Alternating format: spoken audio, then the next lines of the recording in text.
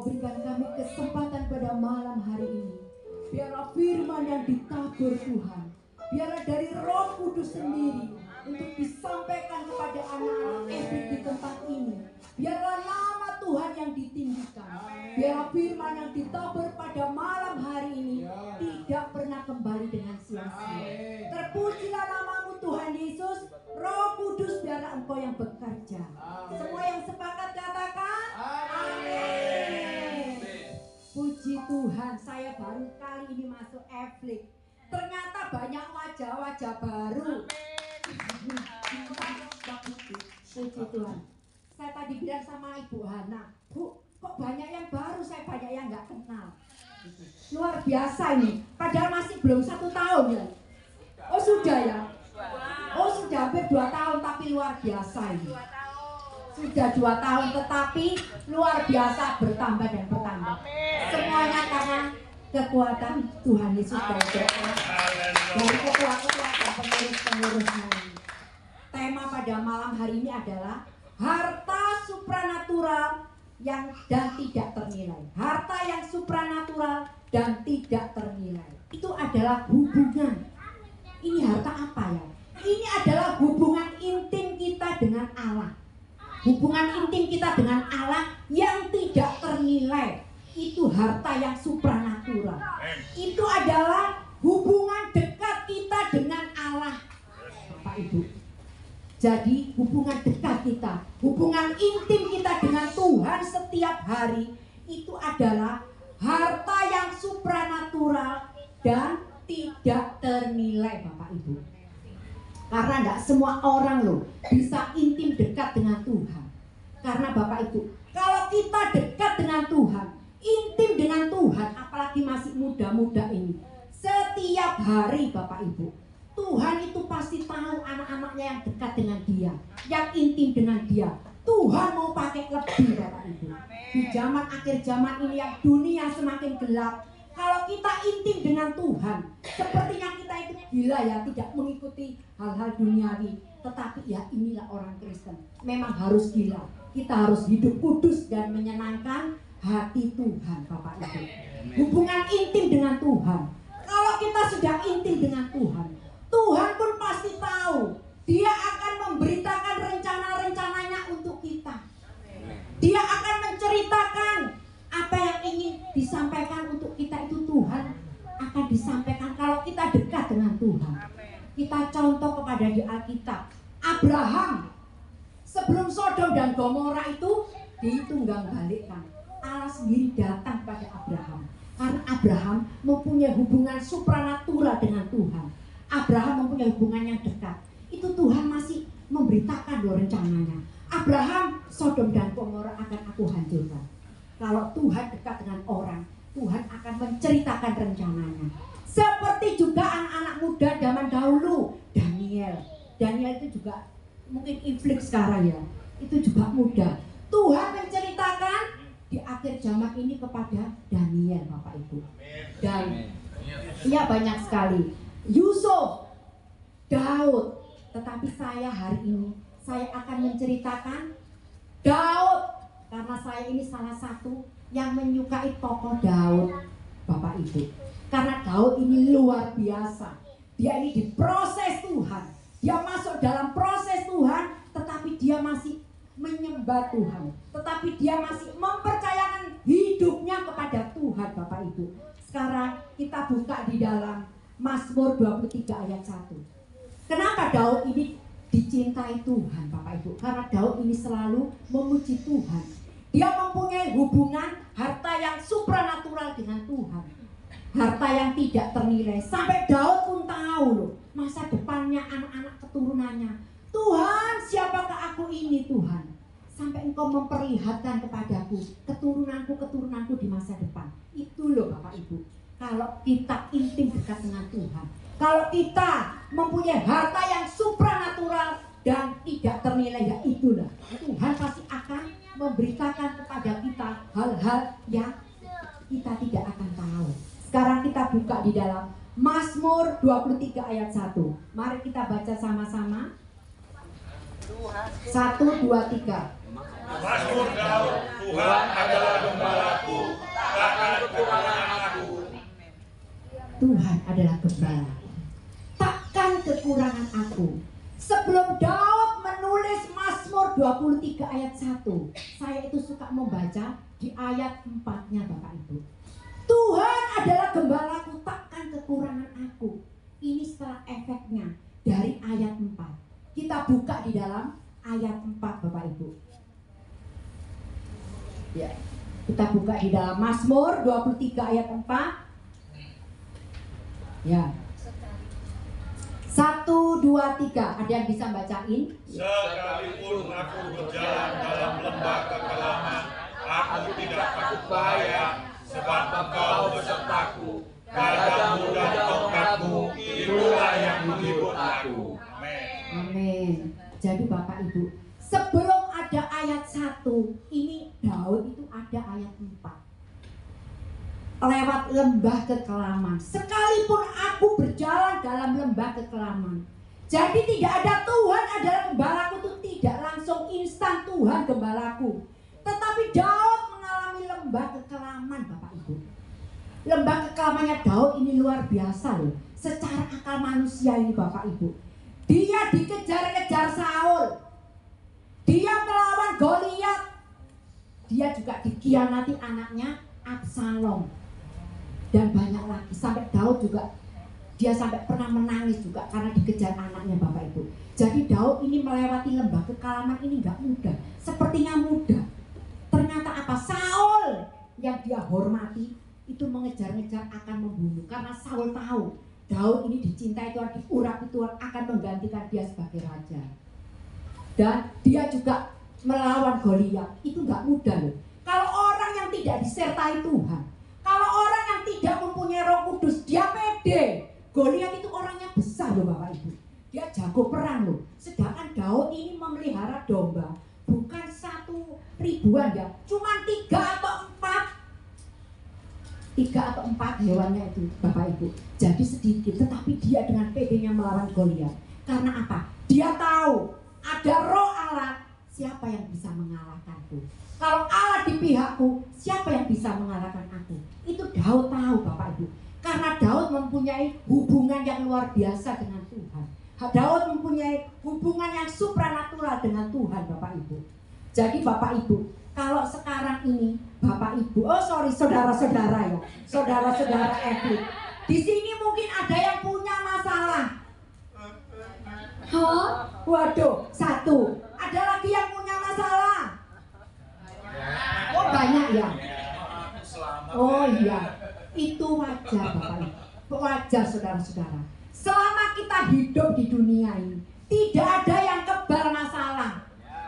Besar, kecil, sedang, medium, semuanya itu ada masalah. Kalau kita masih bernafas, kalau di hidung kita ini ada nafas, berarti kita itu ada masalah.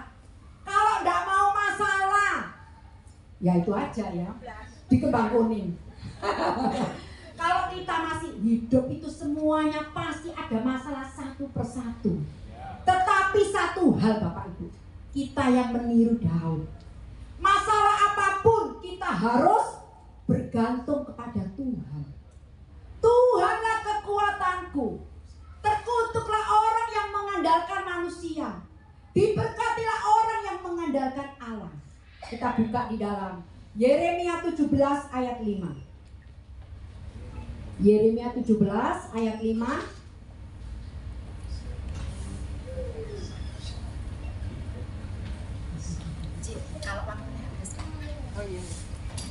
Yuk kita baca sama-sama.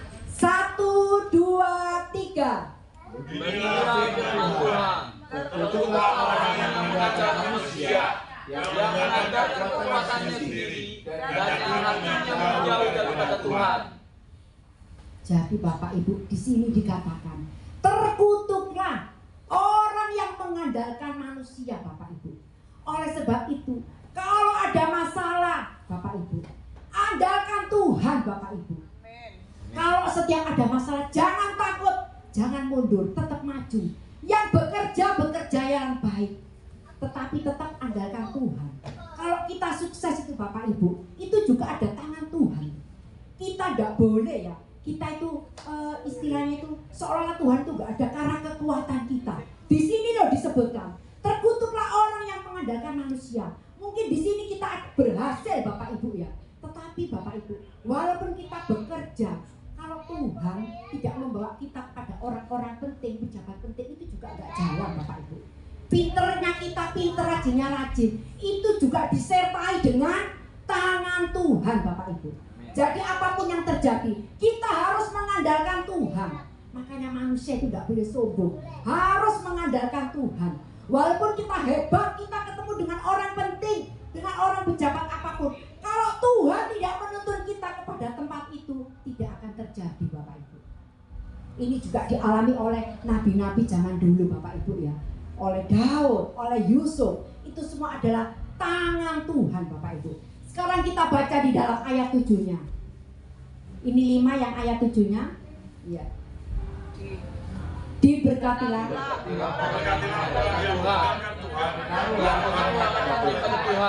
ya, puji Tuhan. Kita ini adalah orang-orang yang mengandalkan Tuhan. Orang-orang yang harapannya hanya kepada Tuhan saja Bapak Ibu. Kalau Bapak Ibu salah satu menghujat Allah itu adalah kita tidak mempercayai kuasanya. Seolah-olah Tuhan itu tidak bisa berbuat ini, tidak bisa berbuat itu. Tuhan hanya bisanya ini. Padahal tangan Tuhan tidak kurang panjang untuk menolong saudara-saudara ini Bapak Ibu. Tetapi satu hal, kita ini sudah dibeli lunas oleh darah Kristus. Jadi hidup kita sehari-hari itu harus berjalan sesuai dengan apa yang Tuhan mau, sesuai dengan firman Tuhan.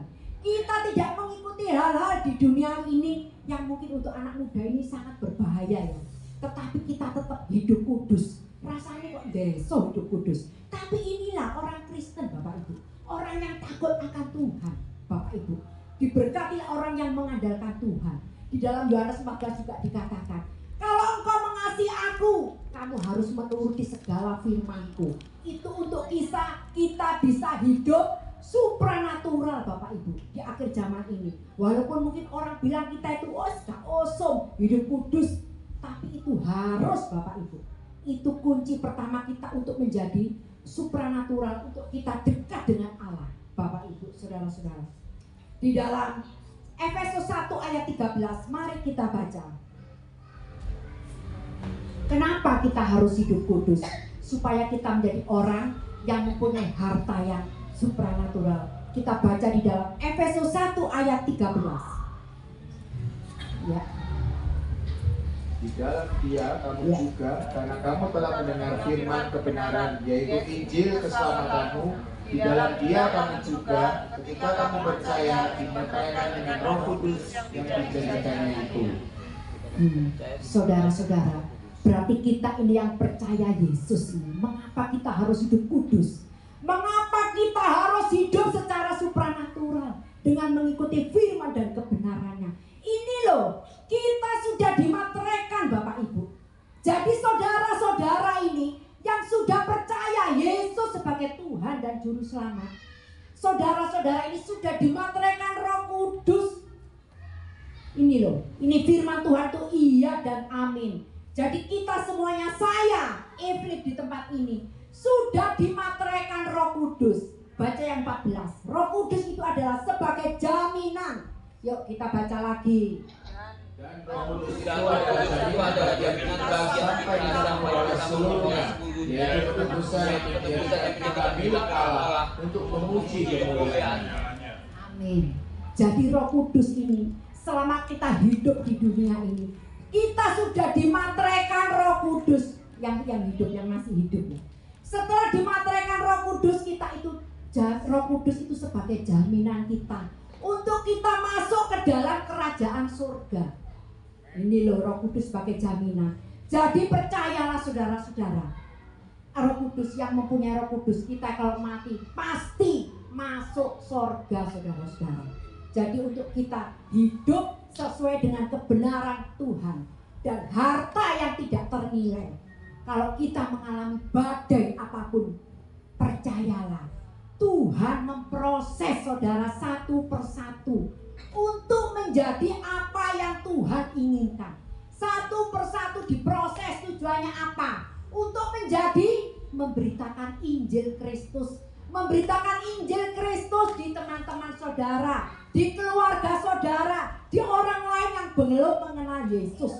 Jadi tujuannya kita semuanya diproses, supaya kita itu bukan orang seperti orang jualan jamu. Orang jualan jamu itu apa kalau lewat itu? Jamu galian putri, betul enggak ya? Jamu galian putri, tapi orangnya sendiri enggak minum jamu. Wong orangnya laki-laki ya. Jadi kita bukan seperti jualan jamu, tapi kita mengalami sendiri siapa itu Allah, siapa itu Tuhan kita. Makanya saudara-saudara ini diproses Tuhan, dibentuk Tuhan. Kalau saudara diproses, dibentuk Tuhan, jangan bersungut-sungut, tetap mengandalkan Tuhan, tetap percaya Tuhan. Semuanya itu ada waktunya, saudara-saudara. Amin, puji Tuhan. Ini saya juga mau bersaksi, ya, mau bersaksi bagaimana hebatnya Tuhan itu, bagaimana Tuhan menguji kesetiaan saya. Ini saya bersaksi pada saat anak saya masih kecil ya. Anak saya masih kecil, itu mama saya itu kan kalau pergi itu mesti kan pamit ya. Bulan saya mau pergi ke Jogja, oh sama teman-temannya ke yang Candi 1000 itu namanya apa, Prambanan ya? Ya, ke Candi Prambanan. Terus ternyata sorenya gitu dapat berita. Ternyata mama saya ini sakit, dibawa ke rumah sakit Bethesda. Lah saya sebagai anak ini kan kaget ya. Loh, wong katanya kemarin itu tadi tuh happy. Kok sekarang di rumah sakit Bethesda itu koma. Lah, saya ini mau besok berangkat nunggu suami ini. Saya harus gak serantan loh. Namanya anak loh ya, pasti akan mengalami semuanya nanti. Nama kalau orang tua sakit ya, tapi jangan sampai ya. Itu pasti akan mengalami. Saya itu keburu aja kepin ketemu. Jadi suami saya gini, besok aja bareng. Enggak bisa. Malam hari ini saya harus berangkat. Jadi saya di garasi rumah itu langsung naik bis gitu ya. Kan ada yang jurusan dari Probolinggo kan, ada jurusan ke ini ya, Jawa Barat gitu ya. Jadi saya harus aman di situ, dititip nulis duduk di depan itu sama sopir kondektur aman gitu ya. Akhirnya saya pikir itu saudara-saudara, gaya saya ini. Saya pikir itu datangnya itu pagi jam 5:30 atau jam berapa. Ternyata nyampe di sana itu jam 4 atau jam 3:30 gitu. Saya ya kaget, saya ya plongo. Loh, saya gini, loh kok ini pagi. Tapi bagaimanapun juga saya sudah nyampe, saya sudah bawa baju ini. Saya sudah siap tinggal di rumah sakit itu sudah, pokoknya sebulan itu saya siap. Ternyata saya masuk di rumah sakit, saudara-saudara. Coba kalau saudara-saudara jam 4 masuk ke rumah sakit mana itu? Dokter Sutomo. Ngeri nggak? Pasti ngeri ya. Saya itu sangat sayangnya sama orang tua. Jadi saya bawa tas baju, bawa tas ini ya, dompet ini. Saya jalan loh saudara-saudara. Di lorong-lorong rumah sakit yang ada taman, ada apa, saya jalan saking sayangnya sama orang tua, saking kepingin ketemunya gitu ya. Ternyata pada saat saya ngeri loh, saya takut loh. Saya jalan tuh sama gini, dalam nama Yesus. Nggak taunya saya jalan di lorong itu, saudara-saudara, ada apa saudara? Sampai saya kaget, kucing berantem. Coba, sudah ngeri, suasananya rumah sakit, kucingnya ini berantem keren. Saya sampai gini kayak perang, dalam nama Yesus saya gitu. Saya pikir hantu atau apa. Ini benar loh saudara. Saya kalau ingat, aduh Tuhan, aku gini, aduh dalam nama Yesus. Terus saya jalan, ini serius ini saudara. Terus saya jalan kayak berdek terus. Coba saudara, cobaan di Dokter Sutomo atau di rumah sakit mana itu yang besar itu saudara. Bethesda itu kan besar sekali ya. Akhirnya saya itu jalan ya lorong-lorong di sana, di depan itu jauh itu orang pakai baju putih-putih. Saya gini, dalam nama Yesus. Ternyata dekat itu suster gitu ya. Terus jalan ke sana lagi. Ada baju putih-putih lagi satu ini jalan ini. Ternyata saya salipan, oh suster aku gitu ya. Saya kan gak ada orang, bukan seperti kita siang atau sore loh di rumah sakit itu. Tetapi itu suster beneran atau tidak saya nggak tahu. Tetapi yang pasti gak ada yang ngangkutin saya. Tetap di dalam hati saya, dalam nama Yesus, dalam nama, sama nyari kamarnya itu kan besar ya. Akhirnya saya ketemu di kamarnya, saya tidur di sana, saudara-saudara. Ternyata mama saya sudah diinfus vitamin untuk otak dan apapun juga itu. Tapi puji Tuhan, diabetes dia itu karena rumah sakit Kristen ya. Jadi setiap hari itu banyak hamba Tuhan yang datang ke sana. Terus namanya saudara itu kan beraneka ragam kepercayaannya. Lah salah satu saudaranya mama saya itu ada yang belum kenal Tuhan. Lah dipikir mama saya itu dari Candi Prambanan jatuh, ya kan, pendarahan. Dipikir kena setan itu loh. Apa itu namanya? Kesambet ya. Jadi dipikir itu kena setan atau apa, sampai bawa air loh saudara-saudara. Dari orang pinter. Bulan, ya ini nanti kasih untuk saya yang jaga. Aduh, saya ya gini, puji Tuhan, untung saya yang jaga. Kalau orang lain itu sudah dimasukkan gini ya. Tetapi saya, oh ya saya terima gini, tapi langsung orangnya pergi, tak bawa ke sampah. Dalam nama Tuhan Yesus, gitu. Karena apa? Saya nggak mau orang tua saya itu dikasih kayak gitu-gitu ada air-air, jabu-jabu atau apa. Saya mau sekali Yesus tetap Yesus. Saya maunya yang menolong hanya Yesus. Andai kata Yesus tidak menolong, Yesus itu tetap Allah saya. Yesus itu tetap Tuhan saya. Yesus itu tetap kekuatan saya, Bapak Ibu.